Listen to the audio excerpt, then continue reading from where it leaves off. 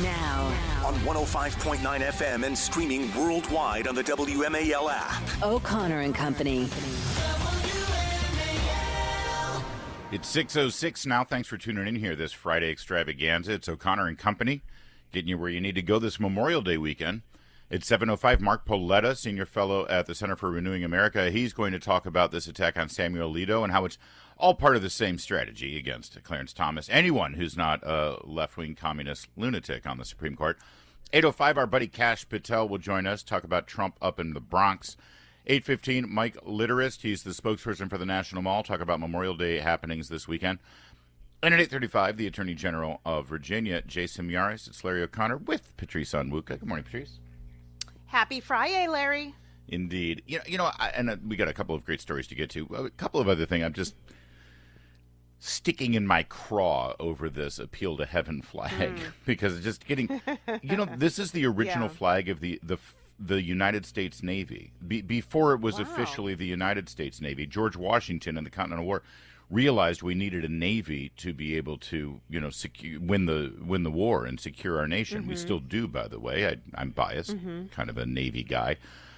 When George Washington personally financed our first Navy, before we were a country, before the Declaration of Independence in 1775, this was the flag that those ships used because we didn't have a flag. And now they're trying to turn it into some sort of hate symbol. It disgusts me to no end. And one other thing, and I want to credit Stephen Miller, who does great commentary on the media. He's got a great podcast. He writes at The Spectator. We talked about yesterday the fact that there are now 2 documented instances of people on Anthony Fauci's staff at the National Institute of Health deliberately deleting emails to be clear of any FOIA attempts. They destroyed federal documents to avoid transparency during the COVID-19 pandemic. I just did a search on the New York Times website. They have not written one story about that, but they put 3 reporters on the story of Justice Alito flying an American symbol outside of his home. Priorities, Larry. Oh. Are you surprised that the New York Times priority is not trying to take down a conservative justice? It is to take down a conservative justice, and they have not no to interest expose the truth behind COVID. They have no interest in Anthony Fauci and his team deleting emails having to do with their conduct during the COVID-19 pandemic and the origins of the virus. I'm sure they didn't have a lot of interest in Hillary Clinton deleting emails and destroying evidence before she left office. But that's where we are. we will get into that a little more at 7 o'clock with Mark Pauletta. It was sticking in my head, and I wanted to get that out too. Now we have a new story coming out of UCLA. The same campus that just hosted hundreds of dirtbag pro-terrorist encampment members. This has to do with their medical school. Growing up in Southern California, I moved there when I was 13. The UCLA Medical School was sort of a gold standard. They have not just obviously their medical school on campus, but they also have hospitals and various labs and clinics all over Southern California. It really is. It had been a sign of excellence to have the UCLA emblem. Now, over the last 15 years, they've instituted DEI policies to change their admissions programs to be able to accommodate what they believe to be underrepresented people in the medical community. And by the way, on the face of it, I am in full support of any organization who decides, listen, we can keep hiring qualified people that all look exactly the same and are of the same, but we would like to have our institution represent the full face of the American public. So instead of just focusing on one type of qualified person, maybe we can look at qualified people from all spectrums. Because if we're not, maybe there's something wrong with us. There's nothing wrong with that. What's wrong is when you take out that qualified personnel part of it. And you start to say, we're not gonna look at someone's qualifications. We're gonna lower standards out of the effort of bringing people in. No, that doesn't help anybody, and it certainly doesn't help the members of the community that you're trying to represent. Because now, if you hire an incompetent and say, "Hey, here's our here's our Asian doctor. He's incompetent, but at least he's Asian. Then the seed that's planted in people's head is Asians are incompetent. You don't want to do that. Yeah. That's not the No, representative you want. That's one of that's one of the unintended consequences of quota system, racial quotas and gender quotas. Yeah. You get tokenism. And sometimes you get very unqualified people in positions where they should not be. That's right. So they decided to lower their standards, and now, basically, the UCLA School of Medicine is being described as a failed medical school. Wow. Racial, and Free Beacon has a great write-up on this, and it's very extensive with great research. Racial preferences, which, by the way, are against the law in California. I remember this battle in the 90s. It was called Prop 209. It was a state proposition that said the University of California system will no longer use any race or religion or gender. At that time, we think we called it sex identifications to determine acceptance into their schools. That is the law of the land, and UCLA has defied it. And they used affirmative action, they used DEI, and they used these things to admit people who had failed basic tests. And now these people with medical degrees from UCLA are still failing basic medical tests. I think what you're seeing here is the impact of DEI as a religion in higher education, but also these DEI administrators who take it seriously, so seriously that they're willing to cut corners when it comes to delivering high quality graduates for whatever profession they're going into, so that they hit whatever quota systems and quota markers they want to. The person at the center of contention here is the Dean of Admissions, Jennifer Lucero. She is known for prioritizing Black students, Hispanic students, even though some of them have lower test scores, lesser applications than white and Asian students. And so she's been willing to trade quality students, merit, for DEI purposes. And whether she's exploded on staff when they've said, oh, wait a minute, this applicant does not meet the standards that we have set. When the suggestion has been made, why don't we go to blind application so that you don't know the race of the individual? And she has denied that that should be the way it is. It should just be based accept on the merit. most qualified. Accept the most qualified people. That's it's simple.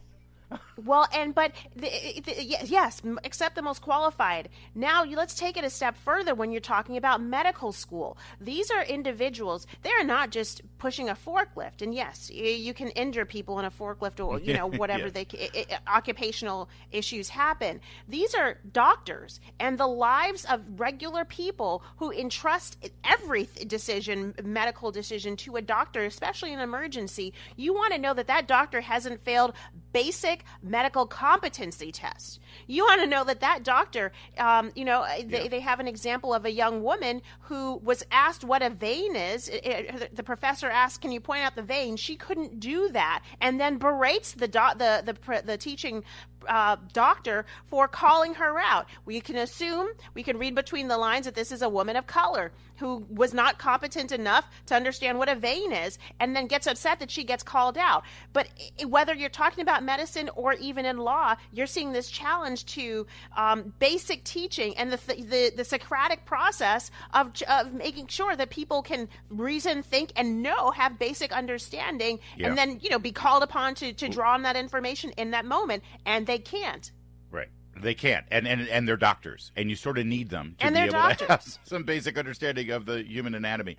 I've got some more about this, so we're going to carry this over. And also, Elon Musk, raised this in that infamous interview with Don Lemon. We want to remind you of that. And there's another story in here about the acceptance of a student in the UCLA School of Medicine that will make the hair on the back of your neck stand up. We'll get to that in a minute. First, WMAL. Making sense of the news. Live from the Home Paramount Pest Control Studios. Home Paramount, the leader in pest control since 1939. Let's talk about diversity, equity, and inclusion. All right, that's been a target of yours lately on X. There was a repost of Ben Shapiro that you claim that DEI is killing people specifically You point to medicine. You claim that DEI programs are putting people at risk.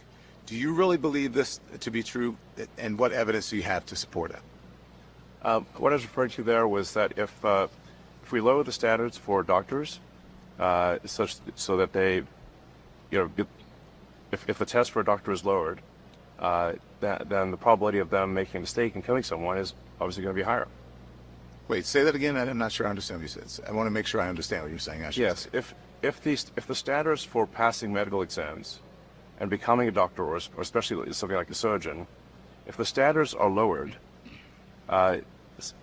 then the probability that the surgeon will make a mistake is higher. They're making mistakes in their exam. They may make mistakes with people, and that may result in people dying. What evidence do you have, though, that they're lowering the standards? There's no evidence of that. I believe there is. There's no evidence of that, Elon. What is the evidence? I believe they have literally lowered the standards at Duke University, and that is what the article was referring to. There's no evidence. Are you saying they have not lowered the standards? There's no evidence about lowering standards, and I think that there is. I believe that is a false statement you're making. That is a completely false statement. There is absolute evidence that they have lowered standards for the sake of diversity and DEI goals. So the Free Beacon, you mentioned her name, Jennifer Lucero, Dean of Admissions at the David Geffen School of Medicine at UCLA, where they have basically you need to have to get in. You need to have, first of all, a curriculum of science classes that you have taken, high-end challenging. Science classes. AP science class, things like that in the high school level or in college. Of course, this is medical school, so you have to have an undergrad that has an emphasis on science, biology, medicine, pre-med kind of thing. And you have to have a 3.8 grade point average. So you got to be the best of the best. And by the way, that's not just because we want the best people here to be doctors or the smartest people, but it's also, it proves that you can take the caseload, that you can take the vigorous and rigorous standards of reading and tests and lectures. And if you can make it through undergrad with this kind of curriculum and with a 3.8 grade point average, that means you're the kind of student who can handle all the studying that you're about to do, because it's going to get that much more difficult in medical school. Oh, of course. Yeah. Imagine all the memorization you're going to need. Yeah. Right. So here's the Free Beacon. When it came time for the admissions committee to consider a student, without those stellar stats, some doctors at the school say students struggle to keep pace with the demanding curriculum, right? When it came time for the admissions committee to consider one such student in November 2021, a black applicant with grades and test scores far below the UCLA average, some members of the committee felt that this particular candidate, based on the available evidence, was not the best fit for the top-tier medical school. Their reservations were not well received. When an admissions officer voiced concern about the candidate, the two people said, the Dean of Admissions, Jennifer Lucero, exploded in anger. Quote, did you not know African American women are dying at a higher rate than everybody else? Unquote. The candidate's scores shouldn't matter, she continued, because, quote, we need people like this in the medical school. So the thought process here alarming. Is African American women are dying at a higher rate, and so we need to bring in an African American, I'm assuming woman, into the medical school who is not qualified, because that in some way will then help save lives of Africa. Like only an African American woman can be an effective doctor for an African American woman. There's so many things wrong with this. But can I one-up you on what she did there? February 2022, at another meeting, she advocated for moving a white male, a highly qualified white male, down several spots in the admissions list because, as she put it, quote, we have too many of his kind already. And she in essence, she wanted BIPOC, which is Black, Hispanic, indigenous people of color. Black, it's BIPOC. Exactly. Black, indigenous That's people what of she color. is looking for. There are so many things wrong with this mentality, but that is what DEI, these are the manifestations of diversity, equity, and inclusion. That's right. And there is a demotion of merit. And merit is really important, especially when you're talking about doctors, future doctors. But overall, there is a de-emphasis on merit and an emphasis on the idea that because you are Black, you are automatically a victim. Yep. Regardless of what your background is, regardless of whether, frankly, you grew up in a very privileged position and are highly qualified. And that absolutely leads to situations where you have to do remedial programming because for in these schools because the students are not capable. And it sets them up for failure and everyone that they serve up for disaster. And it's not going to keep people from dying. That's the thing. This is all about. It's more people will die if you have less qualified doctors. And by the way, just as we've seen here in our backyard at Thomas Jefferson High School, the racial group that is affected most and hurt most by this are Asians. The focus on race is the number of Asian students. The number of Asian students in the medical school fell by a third between 2019 and 2022. According to the public data in the UC system. And I can tell you from firsthand experience, this is not just in the medical school. My son is half white, half Asian. He goes to a UC school. He wanted to get in the computer science program. And based on the new admissions policies at that school, because of his racial makeup, there was no door open for him, even though he is 100% qualified. This is a thing. And I want to repeat, this is against the law, the state law of the University of California. It's illegal and it's discrimination. And it's against federal law as well. And we're being harmed. And people of these ethnic groups that they say they're helping, they're being harmed as well. They're not hurt, they're hurting them. Yeah. And Elon Musk was right, and Don Lemon is a moron. 624. Now on 105.9 FM and streaming worldwide on the WMAL app. O'Connor and Company. WMAL.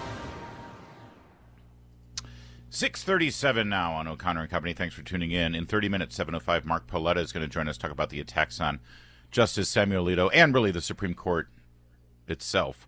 8:05, Kash Patel on Trump in the Bronx. 8:15, Mike Litterist about the plans for Memorial Day on the Mall. And then at 8:35, your Attorney General of Virginia, Jason Miyares. It's Larry O'Connor with Patrice Onwuka. Happy Friday, Larry. Amen.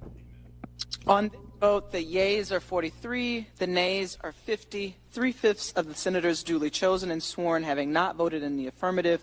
The motion is not agreed to. That motion in the United States Senate was to pass the, so-called border bill that the Senate had already killed a couple of months ago. Chuck Schumer decided to bring it up for a vote again because, they think that they're gaining political ground by blaming Republicans for blocking any progress on fixing the border, which, of course, this bill would not do. This bill would not only make it harder to fix the actual problem on the border, but it would also tie the hands of the next president, who I think Chuck Schumer is acknowledging is going to be Donald Trump. But they think this is a political weapon they can use because they can then go on television and say, well, Republicans stopped it. Senator Lankford of Oklahoma, sadly, helped negotiate for this bill. He was in favor of it, and I think that he either was naive or didn't understand the issues or was completely duped. Either way, it's a bad look for Lankford. And he negotiated the bill, Patrice, that had already been shot down 2 months ago, and yesterday he voted against it. He voted against the bill that he helped negotiate. We need he to wasn't solve the only this one. in the administration. We need to solve this in Congress. I wish that's what we were doing today, but we're not. When Senator Murphy and Senator Sinema and I started working on this months ago, we were working to solve it. We were not able to get that done. But today is not a bill. Today is a prop. Today is a political messaging exercise. Today is an opportunity to be able to have a vote that's sitting out there so people can send fundraising emails out later tonight and say, look, I tried to do something, when no work was actually done to try to get something done and completed and passed today. In fact, I anticipate there'll be fewer votes today than there were 2 months ago when this came up on both sides of the aisle. And that's exactly what happened. And I just want to sum this up by saying no matter how disgusted you are at the cynical politics best embodied by the likes of Chuck Schumer and Nancy Pelosi and Joe Biden, no matter how much their cynical, blatant disregard for you, for your ideas, and for actually getting anything done in this town while they go ahead and play their political games like they did yesterday, no matter how much that disgusts you, it's not nearly enough. You're merely scratching the surface about how cynical and how destructive these individuals are. Oh, absolutely, Larry. What's interesting about this bill is that not only did Senator Lankford not vote for it, his partner in crime, Kyrsten Sinema, did not, who was also a negotiator and helped write the bill, did not vote for it either. Part of it is because the bill originally, when it was voted on previously, had funding for Ukraine attached to it. Right. That has been stripped out. That's no longer an issue. So that's why so many Democrats jumped off board the idea of actually making some reforms, which were not good at all, in fact. They would, to your point about tying the hands of the next administration, this so-called bipartisan solution was going to end things like mandatory detention and parole. The very tools that help to disincentivize people from coming here illegally. So, you got a bunch of folks here who want to seem like they're doing something because it is election season and immigration is probably a number 2, maybe number 3 issue for a lot of voters, and number 1 for many others. Yeah. And so they had an opportunity to even try and get something done. They didn't. They had an opportunity to take up H.R. 2, which was the House passed bill, which actually had some teeth in it, and they refused because that was a political poison bill in their because it actually view. changed the asylum laws that are being exploited. That bill actually would fix the problem that we're seeing right now. And while Chuck Schumer plays this stunt so that he could, put out fundraising emails and have something for his senators who are facing defeat this November when they go on television and say, well, I voted for this and Republicans killed it. While they're doing that, this is what Bill Malugin is reporting on at the border. We talked to these guys. There was not a single one of them from Mexico. Take a listen to this. Where are you guys from? What country? Pakistan. Pakistan. India. India. Where are you from? Turkey. Turkey? Yeah. Turkey. Okay. India. India. Where are you guys from? Turkey. Turkey. Turkey? Where are you guys from? China. China. Ecuador. Ecuador? Where are you guys from? India. India. India. India. India. Sagar Baba. India. India. This is at the U.S.-Mexican border in California. It's insane. They are the Democrats who are in charge right now of our border, Joe Biden and his pal Chuck Schumer. They are incapable of governing. They have relinquished any semblance of governing in these roles. This is no way to run a country. Larry, you're giving them more credit than they deserve. It's not that they're incapable. They are very capable. They are willful in not wanting to deal with closing the southern border. This is 100% intentional. I never used to think this way, Larry, but it is very obvious that they absolutely want as many people to flood into this country illegally to destroy our legal immigration system and drive everyone who's waiting legally, because I bet you a lot of those people have applications waiting for legal entrance into this country. Destroy our legal immigration system, beef up the illegal immigration system, and then turn them into long-term voters. And by the way, add extra dollars in Democratic-run cities because the head count matters. You're That's 100% what this is right. all about. I stand corrected. You're right. And the proof is in the pudding, because House Republicans are passing a bill that would prohibit non-citizens from voting. And Democrats are blocking it. And Democrats are blocking it. Democrats, oh, no, we're fine with non-citizens voting. That sort of proves that they're okay with non-citizens voting. It's 6:44. Well, our very devout Catholic president is at it again, Patrice. Oh, no. What did he say now? The Knights of Columbus, which is a Catholic organization of men, has been serving a Memorial Day Mass, or holding a Memorial Day Mass at a national cemetery in Virginia for over 60 years. Wow. And for the second year in a row, under President Joe Biden, their petition, or their permit request, at the Poplar Grove National Cemetery in Virginia, in Petersburg, was denied by Joe Biden's National Park Service. No explanation other than, well, we don't want this Catholic organization doing this Mass at the federal cemetery. But there is a silver lining to this story. They Okay. decided to sue this year. Their lawsuit was joined by Virginia Attorney General Jason Miyares, who's joining us later at 8:35. And within hours of the Attorney General of Virginia filing alongside the Knights of Columbus, the administration reversed course. And now, out of the goodness of their hearts, they will allow the Knights of Columbus to gather at the Poplar Grove National Cemetery this Memorial Day to have their Memorial Day Mass. Well, So, well, look at that. Look happy at that. ending, but this is your very devout Catholic president who seems to hate Catholics. This is your government, which should not be prioritizing one religion over another, but especially if the leader of this nation claims to be someone who is Catholic, you would think that at least he would say, "Hey guys, knock it off. Let this group have the permit that they need to be able to host this event." There you go, though. That's Biden. The government can't infringe on a person's religious liberty or an organization's No. religious liberty. Of Bottom course line, not. the secular leftists in this country want to remove all religion from society and from any government institution, citing the false claim of separation of church and state. But the founders never intended for this to be a religious-free society or a religious-free government. All they wanted was the government shall not establish a state religion like they had in England. That's all. That's why we had to pass the RFRA Act, the Religious Freedom Restoration Act in 1993, that affirmed that every single person has the right to express their religious beliefs without the government infringing on it. And that's exactly what they violated that law in denying these Catholics from doing this Mass. So, What I you know, wonder again, is, go ahead. well, what I wonder is why this year. This is a long-standing mass being held at the National Cemetery. Why is it that this year they were being refused the permit for the religious service? Oh. Well, you have to wonder I can what answer it that. was. I can answer that. It was last year as well. This was the second year in a row, Okay. but this is the year they decided to sue, and now the Biden administration. Oh, the answer is that when you elect a president, that president gets to appoint people in charge of organizations and institutions. In this case, it was the National Park Service.